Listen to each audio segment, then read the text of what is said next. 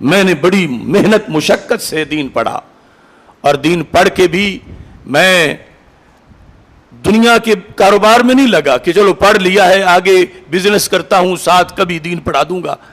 میں نے دن رات دین پڑھایا، تو میری تو پوری زندگی تیرے دین کے لیے گزری۔ تو رب ذوالجلال فرمائے گا تو جھوٹ بول رہا ہے، یہ اس شخص کے لحاظ سے۔ کیوں؟ فرمایا جب تو پڑھ رہا تھا اس وقت بھی تیرے پیش نظر میری رضا نہیں تھی، تیرے پیش نظر لوگوں کی واہ واہ تھی کہ میں اتنا اچھا پڑھوں کہ لوگ میرے علم کی تعریف کریں، لوگ میرے نعرے لگائیں۔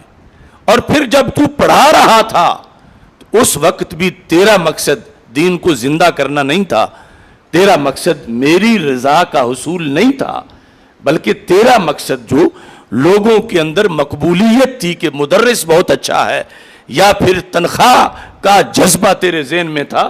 میں تیری زندگی کی ہر سانس میں جو تیرے دل میں نیت تھی اس سے واقف ہوں۔ تو کسی اور کے سامنے جا کر ایسی باتیں کر، تو نے زندگی گزاری مگر میرے لیے نہیں، غیروں کے لیے۔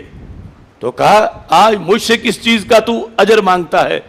جس مقصد کے لیے تو نے گزاری وہ تو بلے بلے دنیا میں تیری ہو گئی، آج تیری اس عمل کا میرے پاس کوئی اجر نہیں، چونکہ تو نے میرے لیے کیا ہی نہیں۔ تو اتنا بدبخت ہے کہ تو نے مجھے چھوڑ کر غیروں کو پیش نظر رکھا۔ تو ساتھ ہی رب ذوالجلال حکم دے گا فرشتوں کو کہ اس کو الٹا کر کے جہنم میں پھینک دیا جا، معاذ اللہ۔ اب دیکھو کتنی بظاہر قیمتی اور بھرپور دینی زندگی ہے، لیکن نیت نے پانی پھیر دیا اس پر۔ یہ نہیں کہ صرف ثواب ختم ہوا ہو، یہ ہوا کہ وہ کام الٹا گناہ بن گیا۔ یعنی ریا کے 3 درجات ہیں، تو الٹا گناہ بن گیا، نیکی اسے شمار ہی نہیں کیا جا رہا، اس کو ایک گناہ شمار کیا جا رہا ہے۔ گناہ کیوں ہے؟ کہ کام اللہ کے لیے کرنا تھا، اس نے اللہ کو چھوڑ کر بندوں کے لیے کیوں کیا؟ تو اس بنیاد پر ہم سب کے لیے یہ روزانہ کا ایک امتحان ہے، پڑھتے وقت، پڑھاتے وقت، بولتے وقت، ہر وقت۔ اور جس وقت یہ نیت صحیح رہتی ہے تو پھر عالم تو کیا، طالب علم کو بھی اتنا اونچا مقام ملتا ہے کہ قیامت کے دن اس میں اور اللہ کی انبیاء علیہ السلام میں صرف 1 درجے کا فرق باقی رہ جاتا ہے۔ ابن ماجہ میں یہ حدیث شریف ہے، من جاءہ الموت وہو یطلب العلم لیحیی بہ الاسلام بینہ وبین النبیین درجۃ واحدہ فی الجنہ۔ جسے موت آئی، حالانکہ ابھی طالب علم تھا، عالم نہیں بنا تھا، طلب علم میں موت آ گئی، لیکن طلب علم کا مقصد کیا تھا؟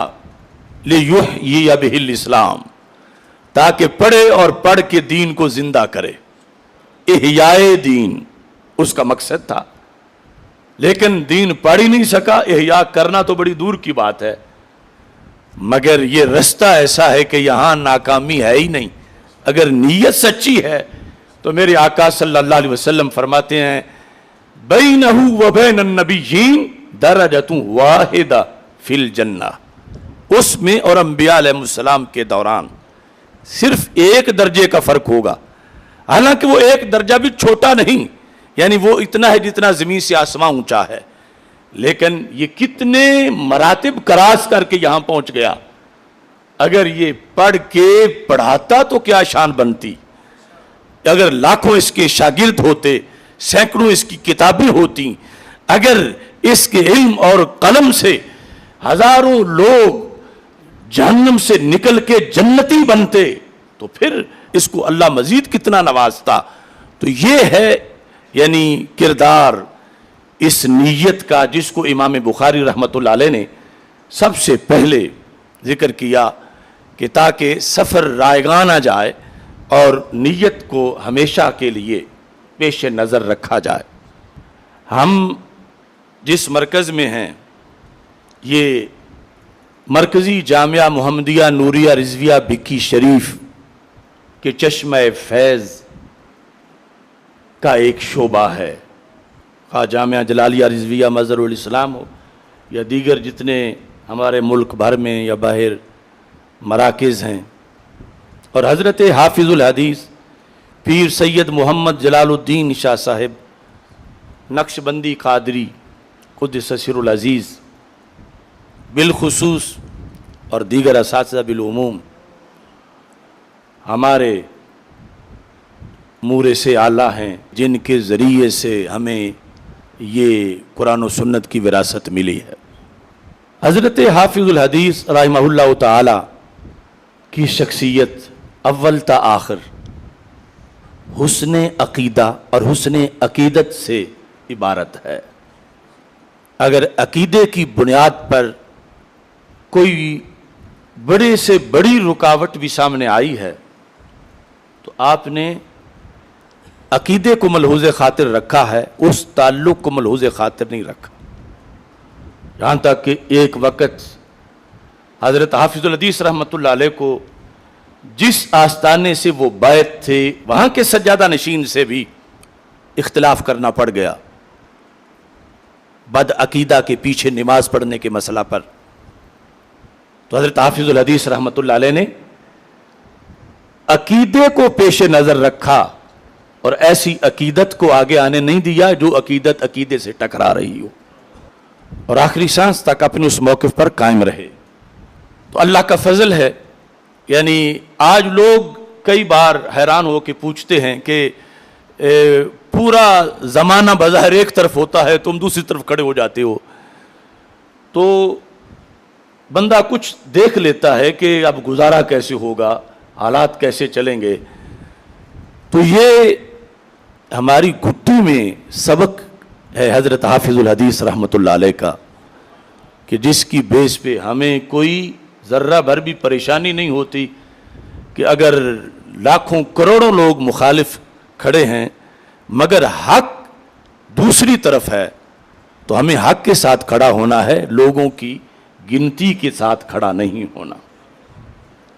تو یہ ہمارے درس و تدریس کے اندر یہ چیز بھی شامل نصاب ہے۔ جتنے فارغ التحصیل ہوتے ہیں یا چند سبق بھی یہاں پڑھ لیتے ہیں، ہم کوشش کرتے ہیں کہ وہ یوں حق کی خاطر ڈٹ جائیں اور دنیا کی روش کو نہ دیکھیں، کیونکہ معاشرہ میں اکثر بھیڑ چال ہے، ایک بھیڑ گزرتی ہے تو پھر ساری گزرنا شروع ہو جاتی ہیں، یہ نہیں دیکھتی کہ آگے جہاں چرنا ہے وہ کیاری اس سے چرنا حلال بھی ہے یا حرام ہے۔ تو اس بنیاد پر یعنی تقریب افتتاح میں یہ نیت کے موضوع پر آپ نے ضروری چیز ذہن میں رکھنی ہے۔ اگر زندگی میں صرف یہ سبق ہی یاد رہے تو انشاءاللہ یہ سبق بھی نامہ اعمال میں اور قیامت کے دن میزان کے پلڑے میں بڑا بھاری ثابت ہوگا انشاءاللہ۔ آج مجھے افسوس سے کہنا پڑ رہا ہے کہ وہ مرکزی جامعہ محمدیہ نوریہ رضویہ بھکی شریف جس نے اول سے لے کر ہمیشہ طوفانوں کا ڈٹ کے مقابلہ کیا، وہ سوشلزم ہو یا اور کوئی آندھی ہو، وہ بد اعتقادی ہو یا بد عملی ہو، ہر موقع پر جامعہ محمدیہ نوریہ رضویہ بھکی شریف نے اپنا کردار ادا کیا۔